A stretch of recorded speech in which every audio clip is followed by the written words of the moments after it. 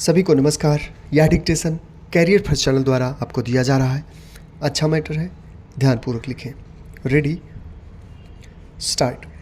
अध्यक्ष महोदय, ताज्जुब तो यह है कि अंग्रेजी का विरोध करने वाले इंग्लैंड में डॉक्टर, वकील, बुद्धिजीवी और ये लोग थे जिनका फ्रेंच और लैटिन के साथ एक निहित स्वार्थ जुड़ा हुआ था।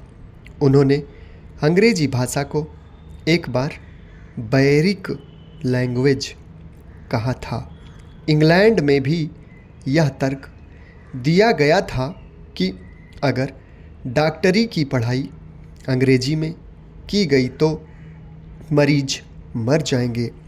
अंग्रेजी इस योग्य नहीं है कि वह कानून की और शिक्षा की माध्यम बन सके, लेकिन इंग्लैंड की जनता ने अंग्रेजी को लाने का स्वाभिमानपूर्ण निर्णय लिया और आज अंग्रेजी को इतना विकसित कर दिया है कि हम उस अंग्रेजी के मोह में पड़ गए हैं।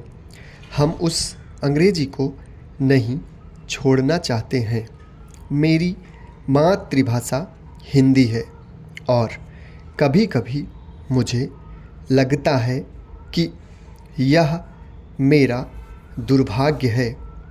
मेरी मातृभाषा हिंदी होने के कारण यहाँ बैठकर मुझे ऐसी बातें सुननी पड़ती हैं जो मैं और किसी भाषाभाषी को सुनाने की कल्पना भी नहीं कर सकता। हिंदी को केंद्र की राजभाषा बनाने का निर्णय हिंदी वालों ने नहीं किया। संविधान सभा में हम नहीं थे। संविधान सभा में राजभाषा बनने से पहले हिंदी को जो ऊंचा स्थान दिया गया वह गैर हिंदी वालों ने दिया था। संविधान सभा ने केवल उस पर मुहर लगाई। अगर यह संसद चाहती है तो संविधान को बदल सकती है। अगर संसद चाहती है कि सभी भारतीय भाषाएं केंद्र की भाषाएं बने तो हम उसका विरोध नहीं करेंगे, उल्टे हम उसका स्वागत करेंगे। हिंदी का किसी भारतीय भाषा से झगड़ा नहीं है। हिंदी सभी भारतीय भाषाओं को विकसित देखना चाहती है, लेकिन यह निर्णय संविधान सभा का है कि हिंदी केंद्र की भाषा बने।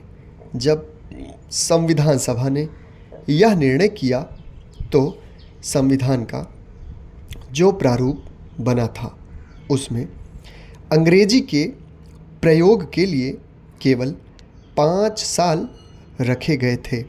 बाद में अहिंदी भाषी लोगों की कठिनाइयों को ध्यान में रखकर 5 साल की अवधि बढ़ाकर 15 साल की गई। आचार्य जी ठीक कह रहे हैं कि यह गलती की गई। कुछ लोग इस मत के हैं कि अगर अंग्रेजी जानी चाहिए थी तो एक बार में ही चली जानी चाहिए थी। अंग्रेजी को धीरे धीरे हटाना मुश्किल है, यह वास्तविकता है।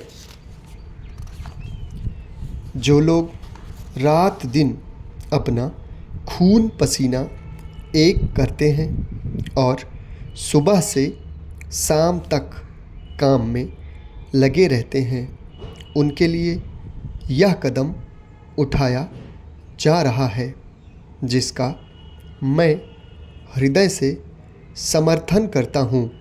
मंत्री जी ने उनकी आर्थिक परिस्थिति को देखकर गंभीर निराशा व्यक्त की थी।